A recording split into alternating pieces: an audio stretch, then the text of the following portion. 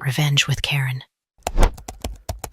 I knew the deal was going to be a bloodbath the moment I saw Tyler wearing a suit that cost more than my first car, but fit him like a condom on a banana.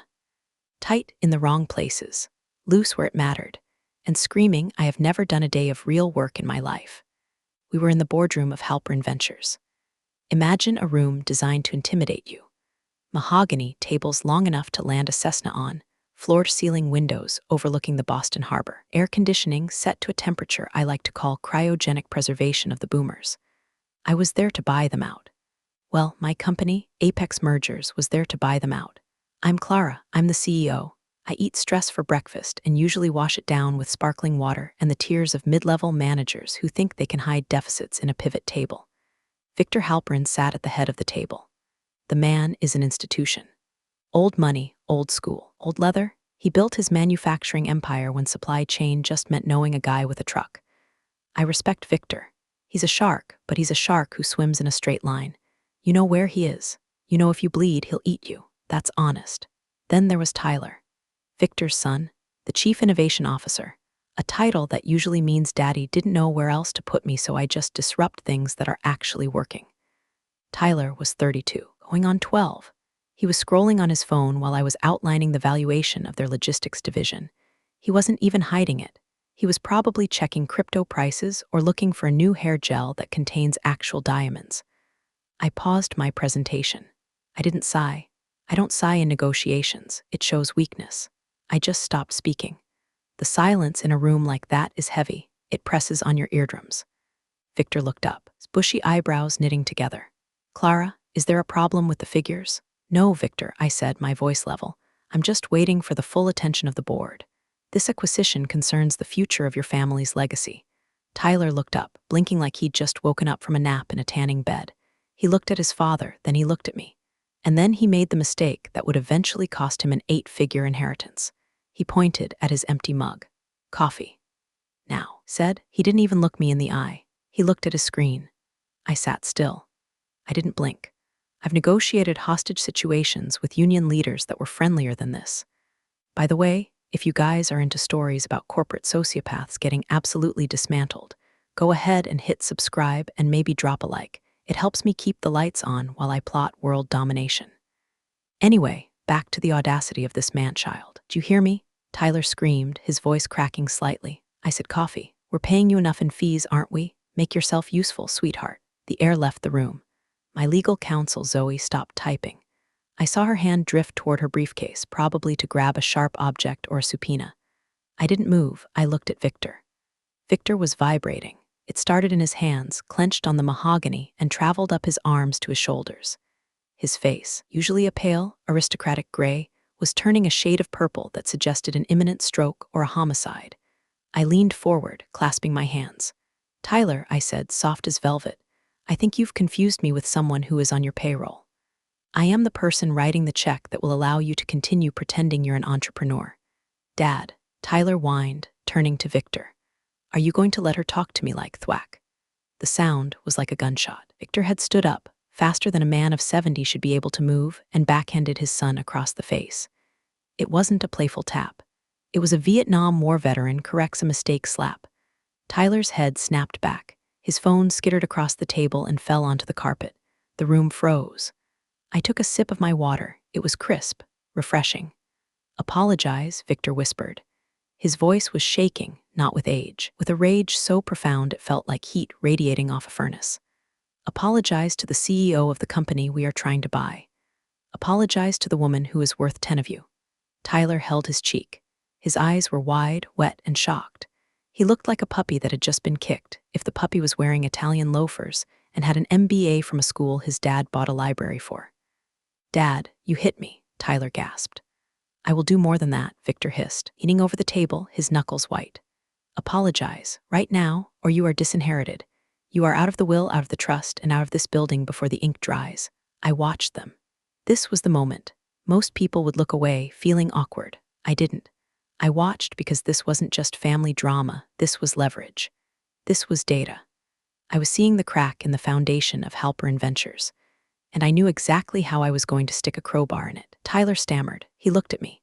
There was no remorse in his eyes, only humiliation and hatred, pure, distilled, impotent male rage. "I'm sorry," he mumbled, looking at my clavicle. "I didn't hear you," I said. "I checked my watch. And my time is billed at 6-minute intervals, Tyler. You're wasting capital." Victor looked at me. There was a plea in his eyes. "Please, let him have a shred of dignity." I held his gaze. "No."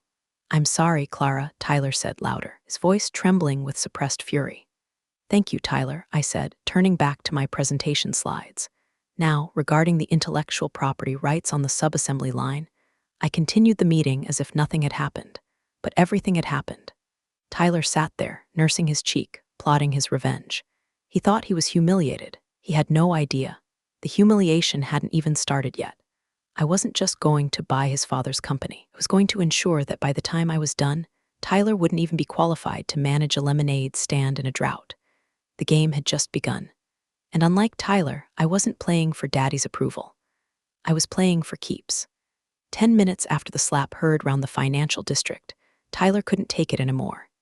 He stood up, knocking his chair over, another dramatic, unearned gesture, and stormed out of the room. Didn't slam the door because the doors at Halperin Ventures are made of solid oak and have those hydraulic closers that prevent slamming, which I found deeply satisfying. He just had to aggressively walk through a slowly closing door. It really undercut his tortured genius exit. Victor sank back into his chair. He looked 10 years older than he had when the meeting started. He took a handkerchief from his pocket and wiped his forehead. "Clara," he said. His voice was gravel. "I apologize, deeply. That behavior. It is not who we are. It's who he is, Victor," I said, closing my laptop. "And since you've insisted on him having a seat on the transition board, it's who we would be dealing with." "He's my son," Victor said. It was an explanation, not an excuse. "He's spirited. He feels threatened by the change.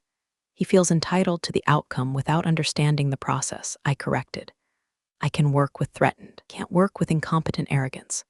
I stood up. "We're done for today. I need to reassess the deal structure." Victor's eyes widened. "Reassess? Clara, the valuation is solid. We have a handshake." "We had a handshake when I thought I was buying a disciplined manufacturing firm," I said, smoothing my skirt. "Now I see I'm buying a daycare center for adult children. I need to consult with my partners. We'll be in touch." I walked out before he could beg. In negotiation, the power lies with the person who is most willing to walk away, or at least the person who puts on the best performance of walking away. Down in the parking garage, my driver, Marcus, opened the door to the black SUV. I slid into the back seat. The leather smelled like safety. Zoe, my head of legal, slid in next to me. She's 30, brilliant, and has a soul as dark as mine. "Did you see the vein in Victor's neck?" Zoe asked, pulling out her tablet. "Thought he was going to aneurysm right onto the term sheet." "Focus, Zoe," I said, staring out the window as we merged into Boston traffic. "Tyler isn't going to take that lying down. He's a narcissist with a bruise on his ego and a trust fund in his pocket. He's going to try to blow this deal up." "He can't," Zoe said, tapping away. "Victor controls 51% of the voting shares. Tyler doesn't need shares to wreck a deal," I said. "He has a mouth. He has access. I want you to scrub his digital footprint.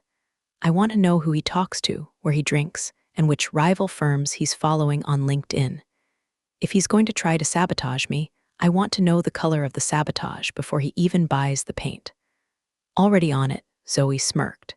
"You know he has a TikTok, right? It's mostly him doing life hacks for entrepreneurs, which seem to involve waking up at 4 a.m. to yell at his espresso machine." "Deep dive, Zoe. Everything I ordered. Look for leaks. If he's feeling marginalized, he's going to look for allies. He'll try to sell us out to a competitor just to prove he has agency." I unlocked my phone. I had 3 missed calls from Victor's executive assistant. I ignored them. Silence is a weapon. Let them sweat. Let Tyler stew in his humiliation. Let Victor realize that his legacy is dangling by a thread held by a woman his son just tried to order around like a barista. "Found something," Zoe said, her voice dropping an octave. "It's faint, but he's been deeming the VP of acquisitions at Omnicorp. Omnicorp, my biggest rival, the Walmart to my Target. They were sloppy, aggressive, and cheap. Exactly Tyler's type." "Of course he is," I said, cold smile touching my lips. "He's trying to shop the deal. He wants to bring a higher offer to Daddy to prove he's the real businessman." "Omnicorp won't value Halperin as high as we did," Zoe noted. "They chop shops. They'll strip the assets and fire the workforce." "Tyler doesn't care about the workforce," I said. "He cares about the win, or what he thinks is a win." I looked at the Boston skyline passing by. Let him talk to them, Zoe. Let him think he's making moves. We're not going to stop him. We're not. No, I said. We're going to let him dig the hole. And then we're going to sell him the shovel. You have that look, Zoe noted. What look? The look you get before you fire someone on their birthday. Tyler isn't getting fired, I said softly. He's getting erased. 3 days later, we reconvened. The atmosphere was different. Victor looked like he hadn't slept. His skin was the color of parchment. Tyler, on the other hand, looked like he just snorted a line of crushed-up confidence. He was wearing a new suit, this one even tighter, a shade of electric blue that shouldn't exist in nature, let alone a boardroom. He walked in carrying a stack of files, slamming them onto the table. "Good morning, everyone," he announced, projecting to the back of the room like he was in a college theater production of Glengarry Glen Ross. "Dad's taking a step back today. I'll be leading the point on these negotiations." I looked at Victor. He stared at his hands. He was letting the boy play captain, a fatal error. Victor presumably thought letting Tyler feel important would calm him down. He didn't understand that feeding a shark a snack doesn't make it full, it just teaches it that you are made of meat. "Is that so?" I asked, opening my notebook. "Proceed, Tyler." He paced the room. He actually paced. "We've been reviewing the term sheet. And frankly, Clara, feel the valuation of the proprietary tech is antiquated. We want to restructure. We want to retain 40% of the IP rights for a spin-off venture I'm spearheading." He paused for effect. "And we want a 15% increase on the cash up front." Zoe let out a sharp exhale through her nose. It was the legal equivalent of laughing in his face. I kicked her gently under the table. "A spin-off?" I asked politely. "And what would this spin-off do, exactly?" "It's a disruptor in the supply chain blockchain AI space," Tyler buzzed. He threw every buzzword he knew into a salad spinner and served it with a side of arrogance. "We believe the core tech of Halperin has applications in cryptologistics." It was nonsense. It was absolute vaporware. He wanted to take the company's crown jewels, the patent portfolio for their automated sorting machines, and use it to scam venture capitalists in Silicon Valley. "Interesting," I said. "Didn't write anything down. And if we don't agree?" Tyler smirked. "Well, let's just say there are other suitors, more forward-thinking suitors, who understand the value of innovation." There it was, the OmniCorp card. He was bluffing with a hand I had already seen. "I see," I said. "Well, Tyler, those are significant changes. We will need to take them back to our investment committee. We'll consider them." Tyler beamed. He looked at his father like, "See, that's how you handle the help. Good. We expect a response by Friday." "You'll have a response," I promised. I walked out of that meeting and went straight to the Ritz-Carlton. Not to sleep, to work. Tyler thought the deal happened in the boardroom. That's why he was an amateur. The deal happens in the quiet corners of country clubs, in the back of steakhouses, and over encrypted messaging apps. While Tyler was busy designing logos for his imaginary blockchain AI startup, I spent the next 48 hours systematically meeting with the other board members of Halperin Ventures. These were Victor's old friends, conservative men and women who liked dividends, stability, and scotch. I met with Lenore, the CFO, for high tea. "Tyler wants to strip the IP," I told her, stirring my Earl Grey. "He wants to gamble the pension fund's security on a crypto venture." Lenore, a woman who still balances her checkbook by hand, looked like she'd swallowed a lemon. "He can't. That IP is our collateral. He's talking to OmniCorp," I added gently. "They'll let him do it. They don't want the factory. They just want the land." I met with George, the head of operations, at a cigar bar. "If the deal falls through, Tyler takes over operations," I lied. Well, it was a half-lie. He thinks the current sorting system is boomer tech. George practically bit through his cigar. "Boy can't even sort his own laundry." I wasn't reacting to Tyler. I was insulating the building against him. I was wrapping him in a cocoon of his own incompetence. By Thursday night, I had the votes. Not the votes to buy the company, I already had those. I had the votes of no confidence in Tyler, stored in the back pockets of 5 angry board members. But I needed him to go further. I needed him to feel so safe, so victorious. He would expose his throat. "Zoe," I texted on Thursday night. "Release the rumor." "Which one?" She replied. "The one that says I'm scared. The one that says Apex Mergers is blinkering." Done. Tyler wanted to play disruptor. Fine. I was about to disrupt his entire reality. The rumor hit the street at 8:00 a.m. on Friday. Bloomberg ran a small ticker item. Apex Mergers rumored to cool on Halperin acquisition amidst strategy shift. Was vague enough to be deniable, but specific enough to be terrifying. Unless, of course, you were Tyler. For Tyler, this was V-Day, Victory Day. He assumed that his hardball tactics regarding the IP and the valuation had scared me off. He thought he had stared down the Dragon Lady and won. I sat in my office, my monitors glowing with market data, watching his descent in real time. It wasn't market data I was watching, though. It was Instagram. Tyler threw a party. Of course he did. He threw a party on a Friday afternoon at a rooftop bar in the Seaport District. He posted a story, a bucket of Dom Perignon, a panoramic view of the city, and a caption that read, "Sometimes the dinosaurs can't handle the meteor. New era loading, #disruptor #CEO energy by Karen." Karen, I whispered to the empty room. That's creative. I didn't get angry. I hit print. Then I hit save as. I sent it to Zoe to notarize. He posted again an hour later. A video this time. He was drunk. His tie was around his head like a headband, the universal sign of a frat boy decomposing. He had his arm around a guy I recognized. It was the VP from Omnicorp. Big things coming. Tyler shouted over the bass of some terrible EDM track. Real partnerships. No more corporate stiffness. We're taking this to the moon. The Omnicorp VP looked uncomfortable. He knew better than to be on camera during a quiet period. But Tyler was immune to consequences, or so he thought. I screenshotted the frame where the Omnicorp VP was visible. That was a breach of the exclusivity clause in our letter of intent. Tyler had just handed me a legal grenade, but I wasn't done. While Tyler was popping bottles, I was on a conference call with the 3 main suppliers for Halpern Ventures. See, Halpern makes industrial pumps, but they don't make the valves inside the pumps. They buy them from a niche manufacturer in Ohio. They don't make the controllers. They buy them from a firm in Shenzhen. Gentlemen, I said to the supplier reps on the call, as you know, the acquisition is in a delicate phase. There is instability in the Halpern leadership, specifically guarding the future direction of the product line. We've heard rumors, the Ohio rep said. Something about blockchain? Exactly, I said, letting the absurdity hang there. If that pivot happens, your contracts for the standard valves will likely be voided. However, Apex Mergers is looking to secure long-term supply chains for our other holdings. We would be interested in acquiring your output capacity. All of it, exclusively. For how long? 5 years. Guaranteed volume, and % above current market rates. Silence. The sound of calculators clicking in Ohio and Shenzhen. We would have to drop Halpern, the Shenzhen rep said. Halpern is pivoting to crypto, I reminded them. Do you want to be paid in Dogecoin?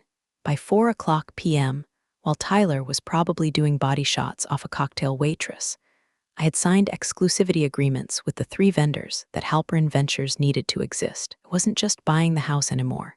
I had just bought the water pipes, the electric grid, and the road leading up to the driveway. Tyler could keep the house. It was going to be very cold and very dark inside. Zoe walked into my office at 5:00 p.m. She dropped a folder on my desk. You look too happy, I said. I found the other thing you asked for, she said, the slush fund. I opened the folder. It was dense. Bank records from the Cayman Islands, shell companies with names like T-Bone Holdings, God, he was an idiot, and transfers. Monthly transfers from Halpern's maintenance budget into these shells. He's been billing the company for consulting fees to his own shell companies, Zoe explained. Subcontracting maintenance work that never happens. How much? $3 million over 4 years. I ran my finger over the numbers. It wasn't just incompetence. It was embezzlement. It was grand larceny. Didn't just break the deal, I said softly. He broke the law. Do we call the SEC? Zoe asked, hovering her hand over her phone. No, I said, closing the folder. Not yet. The SEC takes years. I want this done by Tuesday. So what do? We go to dinner, I said. I think Victor is free. I met Victor at Lakauku. It's the kind of place where the lighting is so dim you can't see the prices on the menu, and the waiters move like ghosts. It's where Boston's elite go to bury bodies without getting dirt under their fingernails. Victor looked frail. The swagger was gone. The rumor of my withdrawal had hit him hard. He knew that if Apex walked, the stock would crater. He was drinking a martini, and judging by the slight tremor in his hand, it wasn't his first. Clara, he said, half rising. I'm glad you came. I wanted to clarify the rumors. Sit, Victor, I said, taking my seat. Ordered a sparkling water with lime. I needed to be razor sharp. We went through the motions of ordering. Small talk about the weather, the Red Sox, the decaying state of the harbor tunnel. We danced around the elephant in the room until the appetizers arrived. Tyler believes you are leaving the table, Victor said, cutting his steak tartare. He is. Celebrating, I said. Instagram is a powerful tool. Victor winced. He is young. He is foolish. He is a criminal, Victor. I said. The silence that followed was absolute. The clatter of silverware in the background seemed to fade away. Victor stopped chewing. He looked at me, his eyes narrowing. That is a strong word, Clara. I have a file, I said. I didn't produce it. I didn't need to. The threat of the file is always heavier than the file itself. My due diligence team found discrepancies in the maintenance accounts. Subcontractors who don't exist, voices for repairs on machines that were scrapped in 2019. Payments routed to accounts in the Caymans controlled by a T-Bone LLC. Victor went pale. He put his fork down. How much? 3 million, give or take. Victor closed his eyes. He looked suddenly like a very old, very tired man. He knew. Deep down, he must have known. You don't lose $3 million in a manufacturing firm without the owner smelling the smoke. He had chosen not to look. He had chosen to let the boy play, hoping it was just a phase. If this goes public, Victor whispered, he goes to prison. Yes, I said, and the Halpern name becomes synonymous with fraud. The stock goes to zero. Your legacy ends in a federal indictment. Victor looked at me, pleading, Clara, he is my son. I know, I said. My voice was gentle, but it wasn't kind.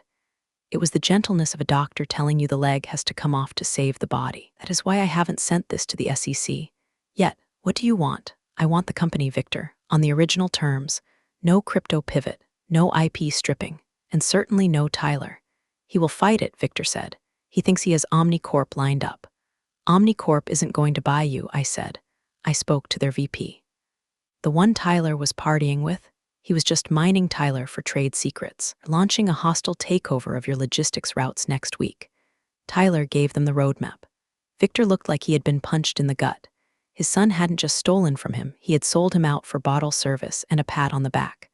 I can save the company, I said. I can protect the workforce. I can even protect the name. But you have to cut the rod out. You have to do it, Victor, not me. Victor stared into his martini. He swirled the olive. It was morning. He was mourning the son he wanted, the son he thought he could mold. But he was a businessman first. He has a press conference scheduled for Monday, Victor said quietly. He wants to announce the new direction. Let him, I said. Victor looked up, confused. Let him go up there, I said. Let him stand in front of the cameras. Let him think he's won. And then, you end it. It will be cruel, Victor said. It will be final, I replied. And Victor, need an answer before dessert. Victor looked at me. Then he looked at the empty chair where a son should be sitting, but wasn't. I'll have the soufflé, Victor said. His voice was dead, but his hand was steady. The deal was done. Monday morning. The press conference was held in the atrium of the Halpern building. They had set up a stage, blue lighting, and a banner that read Halpern, the future is decentralized. It looked like a TED talk organized by a frat house. I wasn't there. I was in my office watching the live stream on one monitor while I finalized the vendor contracts on the other. Tyler bounded onto the stage. He was wearing a black turtleneck. Of course he was. He was channeling Steve Jobs if Steve Jobs had been allergic to actual work. Welcome, everyone. Tyler shouted into the headset microphone. Today is a historic day. For too long, Halpern Ventures has been stuck in the past. Metal, gears, grease, boomer stuff? He actually said boomer stuff. The stock dropped 2% instantly. I watched the ticker on the bottom of the screen. We were in talks with Apex Mergers. Tyler continued, pacing the stage. But we realized their vision was too small. They wanted to keep us in the 20th century. So I made the executive decision to terminate those talks. Terminate, I repeated, swirling my coffee. Cute. Instead, Tyler shouted, throwing his arms up. Pivoting, we are launching Halpern Coin, a logistics-backed cryptocurrency that will revolutionize how we move atoms with bits. The silence in the room was palpable even through the video feed. The journalists looked confused. The employees standing in the back looked terrified. And Tyler added, we are entering a strategic partnership with OmniCorp to share our IP. That was the signal. I picked up my phone. I dialed the CEO of the Ohio Valve Company. Jim, I said, he just announced the IP share. I'm watching, Jim said. He's insane. Our contract forbids sharing specs with competitors. Exactly, I said. Trigger the breach clause. You're cutting them off, effective immediately. Done, Jim said. I called the Shenzhen controller firm. Execute the stop shipment order. Done. On the screen, Tyler was basking in the applause of 3 people in the front row, probably his drinking buddies. Any questions? He asked. Journalist from the Wall Street Journal stood up. Tyler, does this pivot mean you're abandoning your core manufacturing contracts? Because without the Ohio valve supply, your assembly line stops in 48 hours. Tyler blinked. That's legacy thinking. We're moving beyond valves. You make pumps, the journalist said dryly. Pumps need valves. We'll 3D print them, Tyler improvised. On the blockchain, it was a train wreck. It was beautiful. Then, I saw movement in the background of the video feed. Victor, he walked onto the stage. He wasn't wearing a turtleneck. He was wearing his charcoal suit. He walked slowly, heavily, like a man carrying a tombstone. Tyler turned. Dad, I was just explaining. The Victor walked up to the microphone. He didn't look at Tyler. He looked at the camera. Ladies and gentlemen, Victor said. His voice was low, but it commanded the room. My son is mistaken. Tyler froze. Dad, are you doing? There's no Halpern coin, Victor said. There's no partnership with Omnicorp. And as of this morning, there is no chief innovation officer. The room erupted. Flashbulbs went off. Dad, Tyler shrieked, grabbing Victor's arm. You can't do this. I'm the future. Victor gently removed Tyler's hand. He looked at his son with a sadness that was almost unbearable to watch. Almost. You are not the future, Tyler, Victor said into the mic. You are a liability. Security guards, men I had recommended Victor hire, stepped onto the stage. They flanked Tyler. Escort him out, Victor said. This is my company, Tyler screamed as they grabbed his arms. I built this brand. You need me. Clara, where is she? She set me up. The camera zoomed in on his face as he was dragged off stage. He looked directly into the lens, directly at me. I took a sip of my coffee. Zoe, I called out. Send the final purchase agreement to Victor. Include the bottle of scotch I bought. He's going to need it. 2 days later, Victor asked to meet. Not at the office and not at the restaurant. He wanted to meet at the Commonwealth Club, neutral ground, or so he thought. The lounge was empty, save for a few ancient members sleeping in wingback chairs. The air smelled of dust and old money. Victor was sitting by the fireplace. He looked smaller. The fire had gone out of him. It is done, Victor said as I sat down. Heir has been removed. The press release has been issued. We are stabilizing, I said. The stock is down 15%. The market hates uncertainty, Victor. Which is why we need to close, Victor said, sliding a document across the low table. The original terms, as we discussed. I've signed it. I looked at the document, the purchase agreement for Halpern Ventures. A week ago, this was all I wanted. I didn't pick it up. Victor, I said softly, can't sign this. He froze. What? You said. At dinner, you said if I removed him. I said I wanted the company. I corrected. I didn't say I wanted to pay full price for burning building. It's not burning. Victor protested, a flash of his old anger returning. It's a temporary dip. The fundamentals are sound, are they? I asked. Your supply chain is broken. Your Ohio vendor canceled their contract yesterday. Shenzhen controller supplier put you on a permanent hold this morning. Victor turned ashen. How do you know that? Because I own their contracts now, I said. Victor stared at me. His mouth opened slightly, but no words came out. He was processing it. He was realizing that while he was dealing with his son's tantrums, I had been dismantling his engine. You bought my supply chain? I secured exclusive rights, I said. Which means, Victor, that Halpern Ventures is currently a factory that cannot make pumps. You have a lot of metal and a lot of people, but you have no product. You are dead in the water. Victor slumped back in his chair. He looked at the ceiling. You strangled us. I insured myself, I said. Tyler was erratic. I couldn't risk him blowing up the supply chain, so I bought it. Now, I'm the only person on Earth who can turn your factory back on. I reached into my bag and pulled out a new document. It was thinner.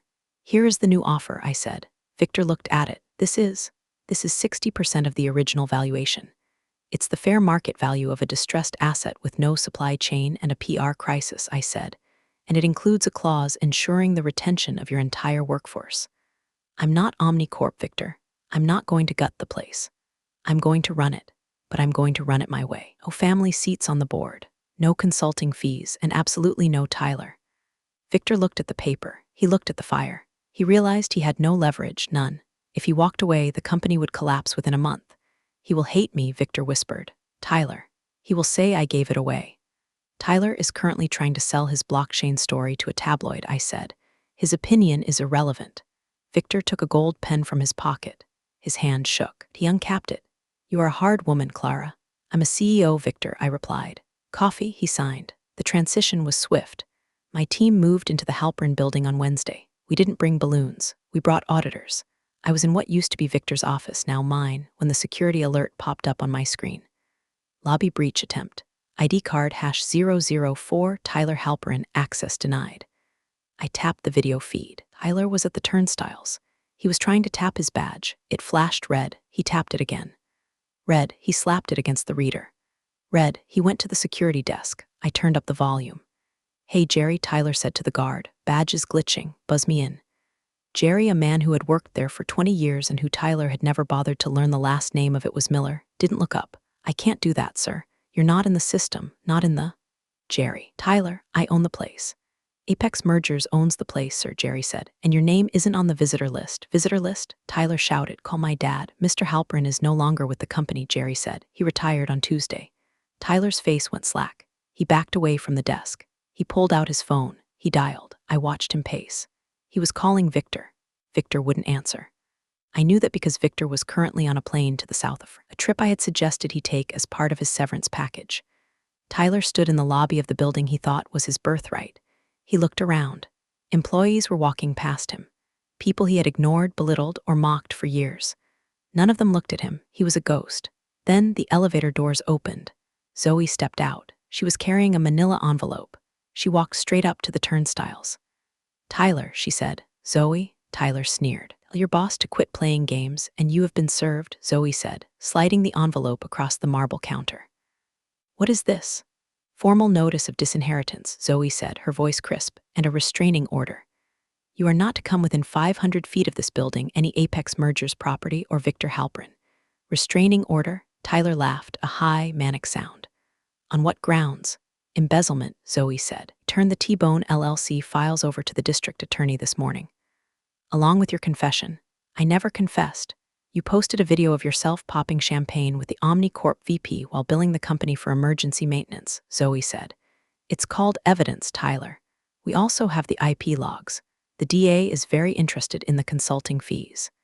Tyler looked at the envelope. He didn't touch it. "This is a bluff," he whispered. "The police are on their way," Zoe said, checking her watch. "Eat 2 minutes. If I were you, I'd run." Tyler looked at the door. He looked at Zoe. Then he looked up at the camera. He knew I was watching.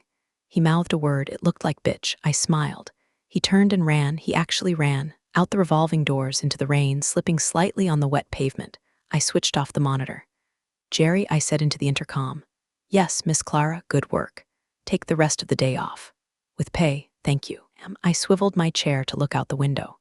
The harbor was gray and choppy. It was a good day for business. 6 months later, I was in Washington, D.C. for the National Economic Forum. It's the Super Bowl for people who read The Economist. Senators, tech moguls, foreign dignitaries. The air conditioning smells like legislation and expensive perfume. I was the keynote speaker for the Future of Manufacturing panel. Halperin Acquisition had been touted as a masterclass in stabilization. The stock was up 40%. The Ohio valve plant had added 2 shifts. We were winning. I was walking down the main corridor toward the grand ballroom. I was wearing a white suit, a power move, because it says I am not afraid of spilling coffee. I had an entourage of 4 people. I felt electric.